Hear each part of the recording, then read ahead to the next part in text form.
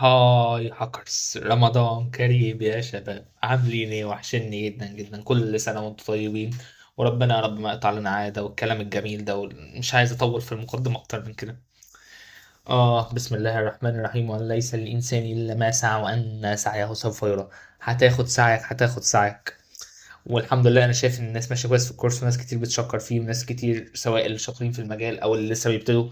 فده بصراحه شيء محفز جدا بالنسبه لي، فانا بشكر كل شخص قال كلمه كويسه. بشكر كل شخص قال في حقي كلمه كويسه او في المعلومه، او حاول يستفاد سواء مني او من غيري، وما سابش نفسه للظروف الاقتصاديه السيئه، او ساب نفسه للاحباط. طول ما انت بتسعى صدقني اكيد هيكون في نتيجه للسعي، حتى لو النتيجة مش في الحاجة اللي بتسعى لها، بس أكيد هيكون لك باب تاني. فتعالوا نتوكل على الله ونبتدي، وبلاش مقدمات طويلة. احنا معانا ثغرة في اللذيذ منه كده نشرحوها كده وننام ونتسحروا. أنا هشرح لك الجزء النظري لأني عارف إنك نايم على روحك يا معلم. لأن النهاردة أنا حاسك دبيتها جامد، فتعالوا نتوكل على الله ونبتدي نشرح يا شباب. إيه هي او اس كوماند؟ تعال نشرحها كده ونتوكل على الله. انجكشن، عشان في واحد بيضيف كلمة انجكشن، فأنا مش هوجع دماغي. او اس كوماند انجكشن، ماشي يا عمر؟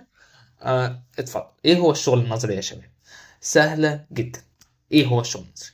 تخيل يا صديقي، انا ده اخويا، وانا قاعد معاه في البيت. اخويا قال لي ان هو هينزل يشتري سندوتش فول كمان ساعتين. حلو حلو. هو مقرر ومسيستم في دماغه ايه؟ انا هنزل اشتري سندوتش فول. رحت انا وانا قاعد معاه، قعدت اقول له بقول لك ايه، اشتري سندوتش فول وبطاطس، اشتري سندوتش فول وبطاطس، انا عايزك تحفظها. اشتري سندوتش فول وبطاطس، اشتري سندوتش فول وبطاطس، اشتري سندوتش فول وبطاطس. قلت له قولها 500 الف مره. قال انا عايز اشتري فول وبطاطس، انا عايز اشتري سندوتش فول وسندوتش بطاطس. لغايه لما اخويا ده نزل يشتري السندوتش الفول، وقف قدام الراجل بتاع الفول ده، وراح قال له لو سمحت، انا عايز سندوتش فول وسندوتش بطاطس. ها؟ طب هو ليه قال كده؟ عشان هو اتضحك عليه. انا ضحكت عليه وخليته يحفظ الجمله على بعضها، ما تقبلش التقسيم، ما خليته ما يطلبش فول لوحده. هي دي الثغره بس كده. ان انا يعني مثلا صلي على النبي، تعال نفتح النوت بوك بتاعتنا الجميله، ده الشرح النظري، احنا بنشرح الشرح النظري. انا دلوقتي بقول لك انا، اوكي سوري، انا عايز سندوتش فول. تمام. رحت انا جاي لك في الخباثه كده، وقعدت ازن عليك ازن عليك ازن عليك لغايه ما خليت تستسلم في دماغك ايه؟ ثانيه واحده، الجروب ده قرصني. انا عايز سندوتش فول. رحت خليت لك كتبت حفظتها لك ايه في دماغك، سستمتها لك بدل ما انت كنت عايز سندوتش فول. انا عايز سندوتش فول وسندوتش بطاطس كاتشب من وحيد. تمام. هي دي. انا خليتك تحفظها كده كامله، فبالتالي انت كنت نازل تقول له انا عايز سندوتش فول، لقيت نفسك بتقول الجمله كامله. بس كده، هي دي الثغرة، هي دي الثغرة يا معلم، انا حفظتها يعني. هي دي الثغرة تتلخص في كده. تمام. تعالى بقى نشرحها كده، نبتدي نشرح كده ونتوكل على الله. هشرحها لك بقى بطريقة نظرية، يعني قلت بس اديك فكرة عملية لطيفة كده. تخيل لو السيرفر بتاع الموقع، او الموقع واخد مثلا امر ان هو يقرا كات، يقرا هنا مثلا امر كات. ثانية بس نمسح اول واحدة دي. كات يوزر نيم تكست. الموقع واخد مثلا امر ان هو يقرا ملف كات يوزر نيم تكست. يعني هو هيعمل ايه؟ وظيفته الوحيده ان هو يعمل ايه؟ يقرا كات يوزر نيم تكست. رحت انا جاي له كده في الخباثه وفي اللذيذ منه، رحت عامل له كده وبقول له ايه؟ كات اي تي سي باسورد. تمام. هو المفروض كان داخل يقرا ايه؟ يوزر نيم تكست. تمام. ملف ما فيهوش اي حاجه.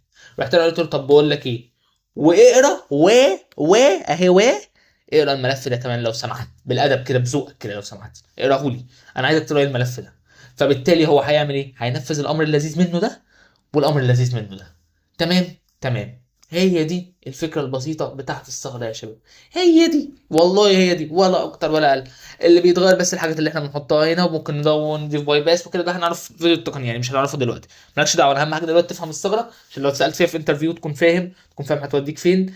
طبعا انت هنا تقدر توصل، تقدر يعتبر توصل لار سي اي، لان انت هنا تقدر توصل لاي حاجه، تقدر هنا تنفذ اي امر انت واخد بالك فيه، فاهم الفكره؟ فهي الفكره بتبقى في كده. تمام. تعالوا بقى نقرا البي دي اف بتاعنا اللذيذ منه، زي انت فهمت الفكره دي، انا بس كنت بقولها لك عشان تفهمها، فتعالى نعمل تعريف مع بعضينا بقى. ثغره او اس كوماند انجكشن، حقق اوامر نظام التشغيل. واحده من اخطر الثغرات الامنيه اللي ممكن تصيب تطبيقات الويب ببساطه، هي ثغره تسمح للمهاجم انه ينفذ الاوامر بلا بلا بلا والكلام الجميل ده. بدل ما التطبيق ينفذ الاوامر البرمجيه بتاعته بس، المهاجم بيقدر يضحك على التطبيق ويخليه يمرر اوامر اضافيه وكانه قاعد قدام الشاشه. تمام تمام، حلو جدا جدا جدا. ازاي بتحصل الثغره دي؟ بتحصل لما التطبيق بياخد مدخلات من المستخدم اللي هي يوزر انبوت ويستخدمها جوه امر بيبعت لنظام التشغيل. يعني ايه الكلام الجميل ده؟ يعني ايه؟ يعني مثلا يا معلم، يعني ايه يوزر انبوت اصلا؟ يوزر انبوت يعني مطلوب منك انك تدخل مثلا اسمك، فانت بتكتب محمد. طبعا انتوا كده عرفتوا اسمي، فانا كده شخصيتي اتكشفت بالنسبه لكم، سهل جدا تهكروني. هي الاوقات بلاش اتنشن، يلا بينا نكمل. انتوا كده عرفتوا اسمي، ده لو كنتوا عارفينه مش مهم، ركز مركز معايا، ركز، انت فاصل من السما انا عارف. كده لو طلبت منك ان انت تدخل اسمك مثلا، انت كده رحت كاتب محمد، كل اللي انت كتبت ده يعتبر اسمه طلب، اسمه بوست مش جيت. بوست يعني انت اللي بتدخل بيانات، بتبعت بيانات. فانت كتبت محمد في اسمك، لو طلبت منك تحط باسورد رحت انت كاتب مثلا كي كي كي كي كي كي كي كي كده مثلا. تمام تمام، هي دي بس اليوزر انبوت، اللي انت حاجه المستخدم هو اللي بيدخلها. تمام اوكي، مش دي. نرجع مره ثانيه. تمام. ايه هي مخاطر الثغره؟ لو المهاجم نجح في استغلال الثغره، ايه اللي هيحصل؟ يقدر يسرق بيانات، يقرا اي تي سي شادو، اي تي سي باسورد، يقرا حاجات معينه جدا، يقرا قواعد بيانات براحته. تعديل النظام، يقدر يعدل النظام، يعمل يضيف مثلا امر نانو ويحط بايلوت جواه، يبوظ الدنيا ويفضل ثابت في السيستم عادي، ويفضل اللي هو عامل اللي هو ثابت في السيستم ويفضل يعني ثابت فيه فتره طويله. والهجوم على شبكات تانية، يعني مثلا انت دلوقتي هقول لك على حاجه. دلوقتي تخيل انت موجود في الشبكه ايه، تمام، وعندك شبكه اسمها بي كابيتال خليها، وفي شبكه اسمها سي. حلو حلو. انت تقدر توصل من بي لسي، بس ما تقدرش توصل من ايه لسي. فانت عملت ايه؟ انت لقيت الثغره دي في بي، فانت رحت ثابت في بي شويه. فرحت عامل ايه وانت ثابت في بي؟ استغليت بي عشان توصل لسي. فهمت الفكره؟ يعني انت هنا انت ما تقدرش توصل من ايه لسي على طول، فانت رحت عامل ايه؟ رحت باستغلال الثغره دي دخلت بي، ومن بي رحت زي كده برجلك قلت اوعى فتح الباب ده، ورحت داخل على سي على طول، اخترقته عادي جدا. تمام تمام. احنا كده خلصنا المخاطر الثغره. ندخل اسباب الثغره. الثقه العمياء في مدخلات المستخدم. يعني ايه الثقه العمياء؟ الثقه العمياء يا صديقي، يعني انا بثق فيك جدا، وعارف مثلا، انا عارف ان انت شخص مطيع جدا، وعارف ان انا لما اكتب لك هنا مثلا يوزر نيم، انت هتقوم بشخص مطيع جدا، هو مدخل اسمك عادي جدا اللي هو محمد. تمام. محمد مصطفى محمود. تمام. ثلاثي اهو، ثلاثي. تمام. هو اللي هو المطور بتاع الموقع هو شايف كده ان هو لازم يثق فيك، وان هو لما يطلب منك اليوزر نيم انت هتدخل اسمك بشكل مطيع جدا عادي جدا جدا جدا. تمام تمام. ده اول حاجه مشكله.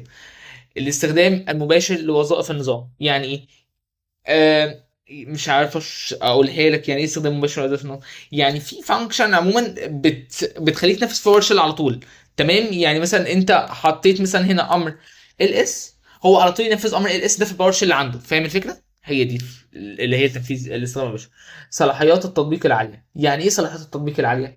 يعني مثلا عموما انت ممكن اول لما تخترق تلاقي نفسك بقيت معاك حاجات الادمنستريتور. لو لقيت الصفه دي موجوده تلاقي نفسك حرفيا في الادمنستريتور على طول. فده طبعا بيضر الموقع، بيموت الموقع. تمام تمام. طبعا الكلام ده هنفهمه لما نشرح الشرح التقني ومحل لابات طبعا.